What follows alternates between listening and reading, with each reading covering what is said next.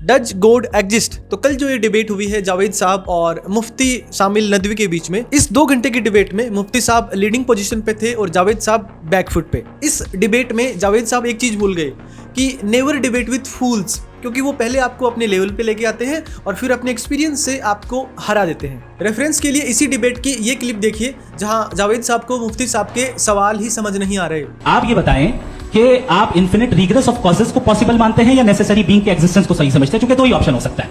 आप ये बताएं। देखिए, आपको मैं ईमानदारी से बात करूंगी, एक तो मैं कॉन्टीजेंसी वर्ड ठीक से समझता हूँ। अब पहले हम समझते हैं ये इन्फिनिट रिग्रेस ऑफ कॉजेस है क्या। इन्फिनिट रिग्रेस ऑफ कॉज को ऐसे समझिए कि कोई भी घटना अगर होती है तो उसके पीछे कोई कारण होता है और उस कारण के पीछे कोई दूसरा कारण होता है। जैसे मेरे हाथ में ये बुक है, तो ये बुक मेरे हाथ में हो भी सकती है, नहीं भी हो सकती है। ये बुक मेरे हाथ में इसलिए क्योंकि मैं पढ़ना चाहता हूँ। मैं क्यों पढ़ना चाहता हूँ? क्योंकि मुझे नॉलेज गेन करना है। मैं नॉलेज क्यों गेन कर रहा हूँ? क्योंकि मुझे पावरफुल बनना है। तो हर घटना के पीछे एक दूसरी घटना, यानी ए के पीछे बी, बी के पीछे सी, सी के पीछे डी, और ये इन्फिनिटी तक एंडलेस चलता जाएगा। और दूसरी बात, नेसेसरी बीइंग एग्जिस्टेंस को पॉसिबल मानना, यानी कोई ऐसी चीज जो पहले से यहाँ पे है, जो एग्जिस्ट करेगी लेकिन उसको किसी कोच की जरूरत नहीं है। मुफ्ती साहब के अकॉर्डिंग गॉड। अब जावेद साहब ने तो दोनों ही बातों से सरेंडर कर दिया क्योंकि उनको ये टर्म्स ही समझ नहीं आ रही थी, इसलिए उन्होंने जवाब नहीं दिया। बट मुफ्ती साहब को जवाब मैं देना चाहता हूँ। आप भी इन दोनों ही बातों से गॉड की एग्जिस्टेंस को जस्टिफाई नहीं कर सकते और ना ही डिनाई किया जा सकता है। तो इस डिबेट का कोई मीनिंग ही नहीं है, ये मीनिंगलेस डिबेट है। और इसी बात पे ओशो कहते हैं